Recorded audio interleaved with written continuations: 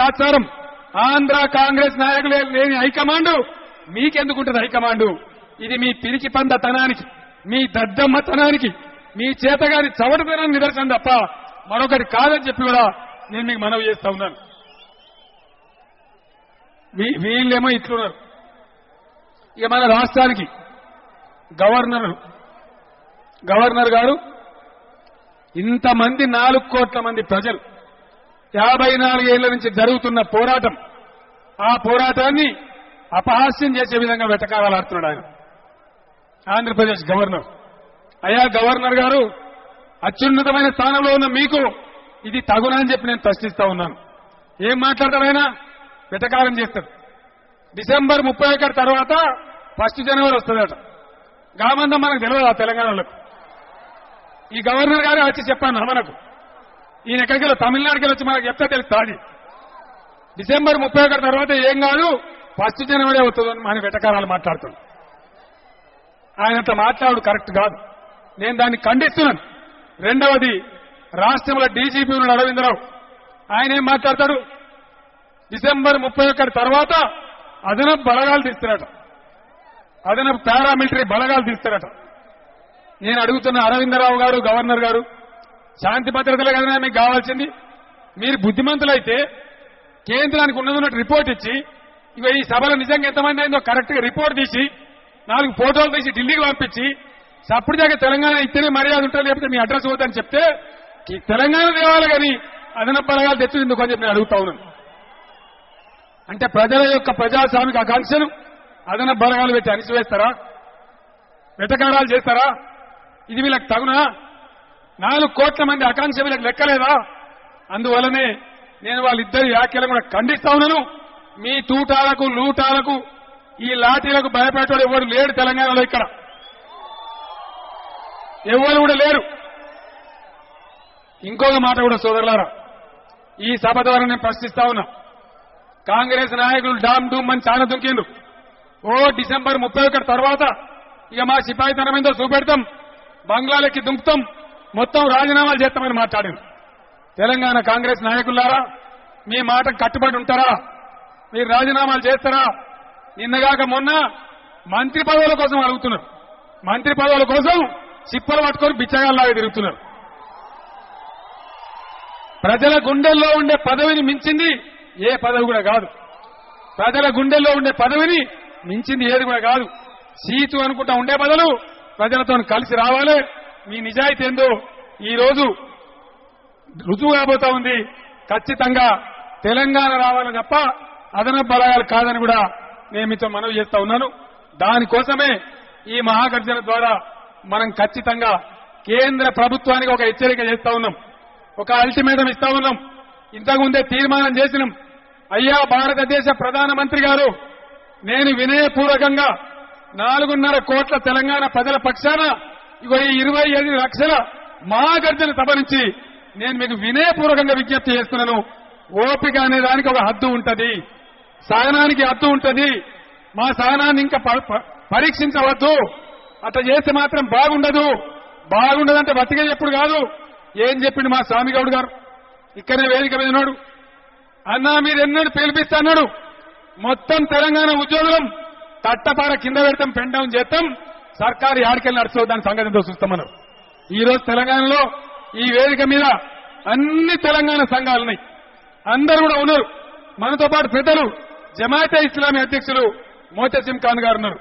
వారు ఇక్కడ ఇలా సభలు చెప్పడమే కాదు, నిజాం కాలేజీ గ్రౌండ్ లో బ్రహ్మాండంగా దాదాపు 60-70 మందితోని జమాతే ఇస్లామీ ఆధ్వర్యంలో పెద్ద సమావేశం పెట్టి మేమంతా కూడా తెలంగాణ మద్దతు అని చెప్పింది. ఈ రోజు తెలంగాణలో ఎన్ని సంఘాలున్నాయో అన్ని సంఘాలు ఈ వేదిక మీద కూర్చొని ఉన్నాయి. ఉద్యోగుల సంఘాలు కావచ్చు, ప్రజా సంఘాలు కావచ్చు, ఎలక్షన్ ఉద్యోగులు కావచ్చు, మా అడ్వకేట్ రాజేందర్ రెడ్డి గారు కావచ్చు, 50 మంది కూడా తెలంగాణ న్యాయవాదులు, డాక్టర్లు, లాయర్లు అందరూ కూడా ఈ రోజు తెలంగాణ పిడికిలెత్తి నిలబడి ఉన్నారు. కాబట్టి ఈ ప్రజాస్వామిక ఆకాంక్షను దయచేసి నెరవేర్చండి. తాత్సారం చేయొద్దని, వెనుకకు పోవద్దని బడ్జెట్ సమావేశంలో పార్లమెంట్ లో బిల్లు పెట్టాలని చెప్పి మేము డిమాండ్ చేస్తా ఉన్నాం. నేను ఇంకో మాట కూడా మీకు మనవి చేస్తా ఉన్నా. మనం కూడా ఆగమాగం కావద్దు. గాలి గాలి కావద్దు, వట్టిగానే పరేషాన్ కావద్దు, ఎవడో ఏదో అన్నాడని నారాజు కావద్దు, మొండిగా ఉండాలి. మీరందరూ చూసిండ్రు 10 ఏళ్లలో నన్ను ఎన్ని తిట్లు తిట్టిండ్రు? 10 లక్షల తిట్లు తిట్టున్నాను. నేను ఎక్కడైనా నారాజు అయితే ఎప్పుడో ఆడిపోతుంది కదా, ఎక్కడైనా భయపడనా, నేను ఎక్కడైనా రాజీ పడ్డనా? అదే విధంగా ఇవాళ అందరం గట్టినే ఉండాలి. అట్లా ఉన్నాం కాబట్టే 10 ఏళ్ల ఉద్యమాన్ని కాపాడుకున్నాం. ఇలా తెలంగాణ ప్రకటన సాధించడం కరుకుదనంతో బ్రహ్మాండంగా ముందరికి పోవాలి. అయితే మా స్వామి గారు చెప్పారు, అందరు చెప్పారు. మా మౌలానా యూసుఫ్ మౌలానా గారు అయితే దక్క కాదు ముక్క కొట్టాలి అన్నాడు. అవుడే దక్క తెలంగాణ పక్క నిజం మాటనే. కానీ దక్క కొట్టేప్పుడు జాగ్రత్తగా హుషారు కొట్టాలి, కీలెరిగి వాత పెట్టాలి, వ్యూహాత్మకంగా పోవాలి. దక్క కొడతామని ఎగిరి మనమే ఎల్లెక్కల పడద్దు, మనమే కింద పడద్దు. దక్క కొడితే పక్క దక్కనే కొట్టాలి. ఆ దక్కతో పక్కగా తెలంగాణ రావాలి.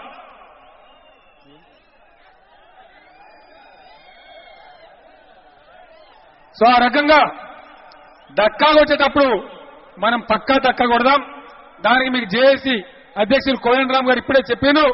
హైదరాబాద్ లో త్వరలోనే ఇప్పుడు ఇక్కడ వేదిక మీద ఉన్న అన్ని సంఘాలు, అందరు నాయకులు, కోదండరామ్ గారి అధ్యక్షతన సమావేశం జరుగుతుంది. దానిలో తమ్ముడు కూర్చోవాలి. తమ్ముడు ప్లీజ్, మీరు 10 మంది సభ ఖరాబ్ చేద్దండి ప్లీజ్. కూర్చోండి, ఎక్కడ అక్కడ కూర్చోవాలి ప్లీజ్. కోదండరామ్ గారి అధ్యక్షతన సభ పెట్టి ఖచ్చితంగా కార్యాచరణ కార్యక్రమం ఏందో, ఏ డేట్కి ఏం చేద్దాం, ఏ టైంకి ఏం చేద్దాం అనేది ఆ జేఏసీలో సమగ్రమైన జేఏసీ మీటింగ్ లో నిర్ణయం జరుగుతుంది. ఆ ప్రకారం సత్యాగ్రహాలతో మొదలు పెడదాం. మంచి మార్పుతో కాకపోతే, సత్యాగ్రహాన్ని దిగిరాకపోతే అది పెను ఆగ్రహం దాకా మహోగ్రమైనటువంటి తెలంగాణ కూడా ఢిల్లీకి చూపెట్టి తీరుదామని చెప్పి నేను మనవి చేస్తా ఉన్నాను. సత్యాగ్రహాలతో మొదలు పెట్టుకొని దాని డేట్లు వగైరంతా త్వరలోనే తెలంగాణ జేఏసీ అధ్యక్షులు కోదండరామ్ గారు ప్రకటిస్తారు. ఆ ప్రకారంగా మనం ముందుకు పోవాలి. నాయకత్వానికి మీరు సహకరించాలని చెప్పి నేను మీకు మనవి చేస్తా ఉన్నాను. అంతేకాకుండా సోదరులారా, అన్నిటిని మించినటువంటి నేను ఒకటే మాట మీకు మనవి చేస్తా ఉన్నా. పట్టుదలతో ఉన్నాం కాబట్టే ఈరోజు ఇక్కడ దాకా మనం రాగలిగినాం. కేంద్రం మంచి మాటతో వస్తే వస్తుంది, రాకపోతే ఖచ్చితంగా మహోగ్రమైనటువంటి తెలంగాణ ఉద్యమ నిర్మాణం జరుగుతుంది. దానికి మీకు ఎప్పటికప్పుడు సందేశం వస్తుంది. అన్ని వర్గాల ప్రజలు, ఉద్యోగులు, విద్యార్థులు అందరం కలిసి సత్యాగ్రహం నుంచి మొదలు పెడితే, మరి కోపాగ్రహం బాగా కనుక వస్తే మా అగ్రరూపం దాల్చి పూర్తిగా ప్రభుత్వ పరిపాలన కూడా స్తంభింపజేస్తాం. భూకంపం బుట్టిచ్చైనా సరే, ఆకాశం బద్దలు కొట్టైనా సరే తెలంగాణ రాష్ట్రం సాధించి తీరాలి. దానిలో మాత్రమే మనకు విముక్తులు తప్ప ఇంకా దేనిలో కూడా లేదని చెప్పి నేను మీ అందరూ కూడా మనవి చేస్తా ఉన్నాను. దానికోసం మనం రెడీగా ఉండాలి. రెడీగా ఉన్న దానికి ఈ సభనే సంకేతం అని మనవి చేస్తా ఉన్నాం. అద్భుతమైనటువంటి ఈ సభ దేశ చరిత్రలో ఎప్పుడు ఎక్కడ కూడా ఇండియాలోనే జరగలేదని చెప్పి స్వామి అగ్నివేశ్ గారు చెప్పారు. నాకున్న అనుభవాన్ని బట్టి కూడా ఇండియాలో ఇంత పెద్ద సభ ఎన్నడూ కూడా జరగలేదు. నా భూతో నా భవిష్యత్ అని విధంగా నేనిచ్చిన ఒక్క పిలుపు మీద చలి ఉన్నా, బాధ ఉన్నా, తండోపతండాలుగా సముద్రంలో అలల మాదిరిగా, కెరటాల మాదిరిగా మీరందరూ తరలి వచ్చినందుకు మీ అందరికీ కూడా 4 కోట్ల ప్రజల పక్షాన నేను కృతజ్ఞతలు తెలియజేస్తా ఉన్నాను. ఇంకా చాలా వెకిలి ప్రయత్నాలు ఉంటాయి. ఎందుకంటే నల్గొండ జిల్లాలో ఒక మంత్రి ఈ సభ టీవీలో లైవ్ ఇస్తున్నాయి కాబట్టి ఇది అక్కడ ప్రజలు చూడొద్దని కరెంటు బంద్ చేయించిన టౌన్ లాని ఇక్కడ స్టేజ్ మీదకి మా పొలిట్ బ్యూరో సభ్యుడు జగదీశ్వర్ రెడ్డి గారికి ఫోన్లు వస్తా ఉన్నాయి. ఇటువంటి నీచ రాజకీయాలు ఆడతారు. ఈ రోజు చంద్రబాబు నాయుడు తెలుగుదేశం పార్టీ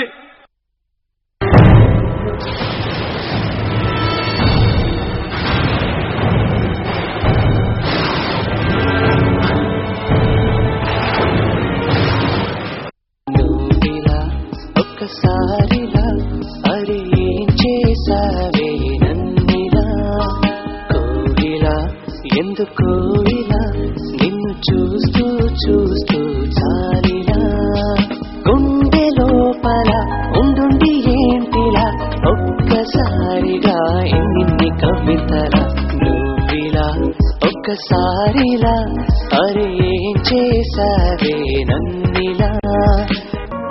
గుండె నొప్పి చికిత్సలో నేను నమ్మేది అపోలో హాస్పిటల్స్.